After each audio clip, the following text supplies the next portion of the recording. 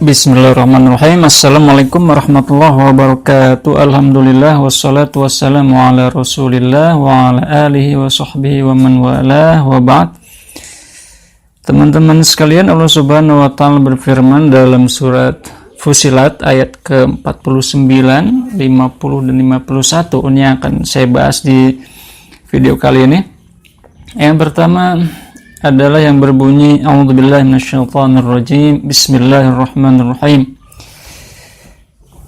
La yas'amul insanu min du'ail khairi wa in massahu syarru faya'usun qanut.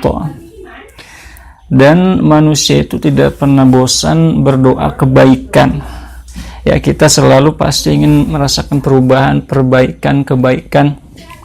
Tidak pernah bosan kita berdoa tentang yang baik-baik, dan juga sebenarnya itu bagus ya, ibadah. Dan khair ini juga oleh para sebagian mufassirin diartikan sebagai harta. Ya, jadi harta ini selalu kita meminta harta begitu ya. Dan ini memang salah satu sifat manusia, mencintai harta. Dan di ayat selanjutnya dilanjutkan di kata-kata selanjutnya, wa immassahu syarru faya'usun qanut. Dan jika manusia itu terkena keburukan, maka dia akan kecewa dan putus asa. Nah, inilah dia sifat manusia. Jadi manusia itu ketika dia terkena keburukan, dia kecewa dan putus asa. Dan ini mayoritas kita begini, dan semua manusia begini, hampir semua ya. Karena sudah disuratkan dalam Al-Quran, berarti ini ya sifat asli manusia yang memang sudah diciptakan seperti itu. Dan kemudian di ayat selanjutnya Allah Subhanahu wa taala melanjutkan, wala in adzaqnahu rahmatan min ba'di dharra massathu la yaqulanna hadza li. Dan ketika manusia itu diberikan rahmat setelah keburukan yang menimpanya, dia akan mengatakan, wah, ini dia punya saya. Wa ma adhunnu as-sa'ata qa'imatan wa la irji'tu ila rabbi inna li 'indahu lal husna. Dan aku rasa ini tidak akan berakhir. Aku rasa kiamat tidak akan datang. Wala irji'tu ila rabbi, dan jikapun aku mati, aku dikembalikan kepada Allah Subhanahu wa taala, kepada Tuhanku, innali 'indahu lal husna, sesungguhnya aku juga akan mendapatkan kebaikan di sana.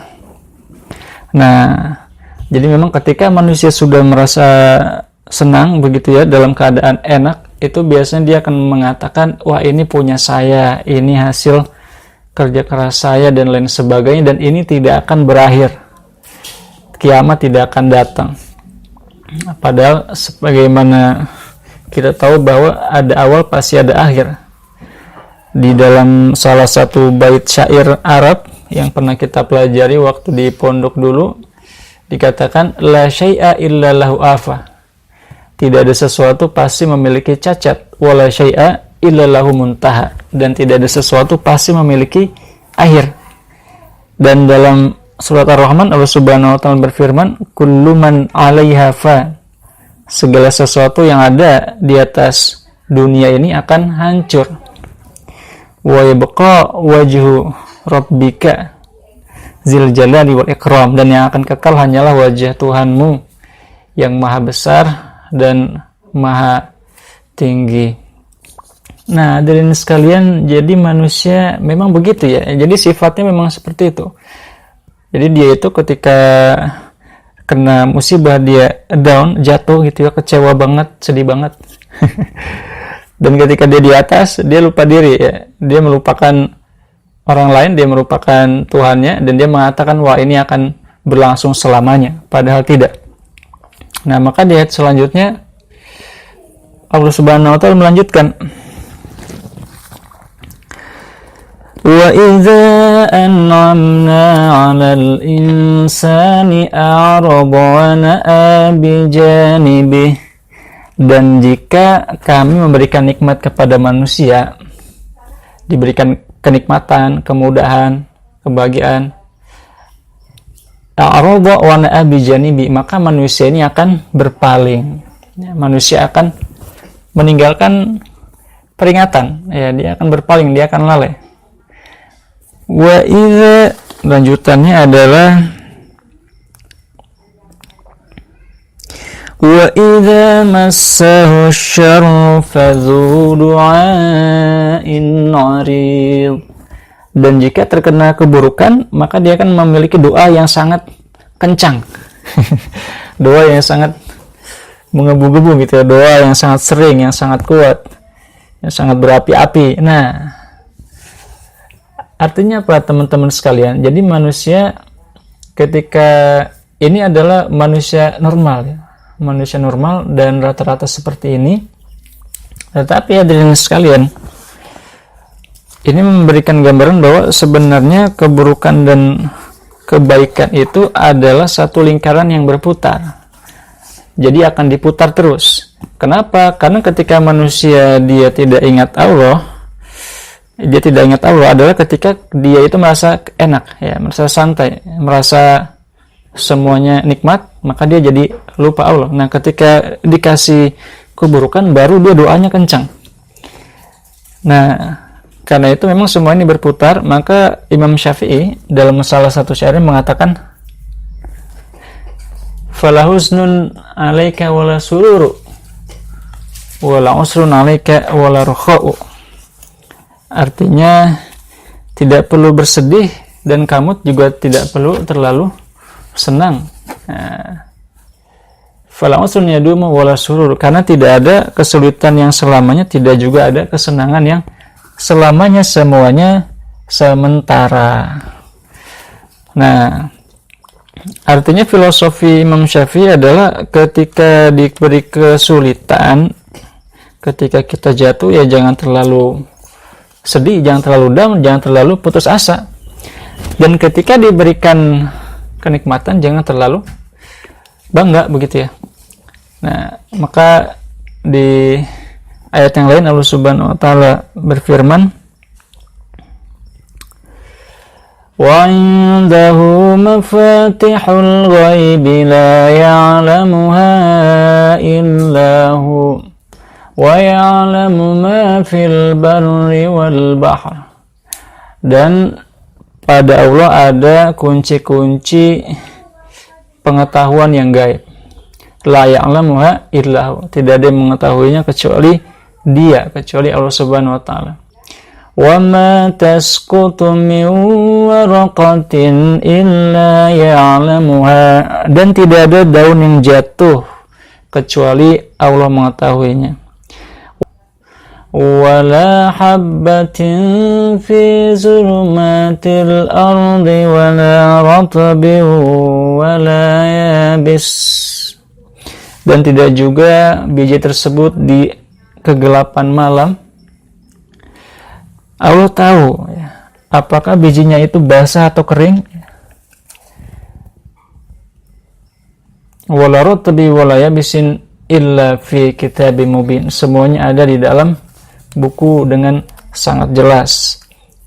Dan bahkan di ayat sebelum ini ya, masih di surat Fussilat, di ayat sebelumnya Allah Subhanahu wa taala berfirman dalam surat tersebut, tepatnya di ayat ke-47, ilaihi yuraddu ilmus sa'ah wa ma takhruju min samaratin min akmamiha wa ma tahmilu min unsa wa la tad'u illa bi'ilmi.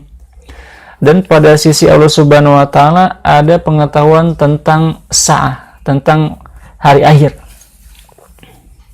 Dan tidaklah keluar suatu buah,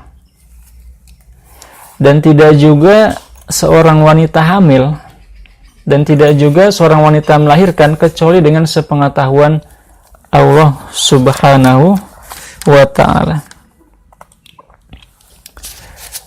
Karena itu semuanya sebenarnya sudah ada di pengetahuan Allah Subhanahu wa ta'ala.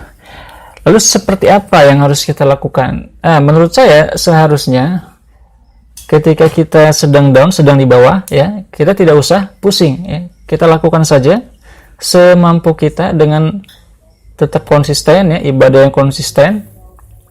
Karena setelah kesulitan itu sebenarnya datang bersamanya kemudahan, ya. Sebagaimana sudah kita hafal, inna ma'al usri yusra, sesungguhnya bersama kesulitan ada kemudahan. Nah, contohnya mungkin fenomena corona saat ini, ya. Bersama kesulitan ada kemudahan. Nah, ini kan adalah suatu musibah, wabah, bencana dunia. Tetapi di sisi lain, ini juga membawa kemudahan-kemudahan pastinya, ya. Nah, dan ini Anda perlu pahami juga, ya. Kita perlu pahami juga bahwa itu datangnya bersamaan. Ketika ada kesulitan, bersamanya datang juga kemudahan. Karena kata-katanya adalah inna ma'a, bukan setelah, ya, tetapi bersama. Inna ma'a al-usri yusra, sesungguhnya bersama kesulitan ada kemudahan. Nah, maka salah satu penjelasan bapak saya, ya, beliau menjelaskan bahwa sebenarnya itu mulanya bareng, ya.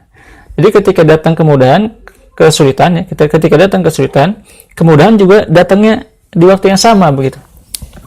Nah, seperti saat corona ini kita sulit keluar, begitu, ya. Kita tidak bisa beraktivitas di luar terlalu banyak, tidak bisa berkumpul, bahkan yang menikah, bahkan ada yang menunda, begitu kan, atau hanya dilakukan oleh sekelompok kecil, tidak mengundang orang banyak, hanya keluarga-keluarga dekat saja.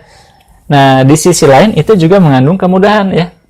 Kita yang tadinya ngajar harus ke kampus, ke sekolah, cukup di rumah saja.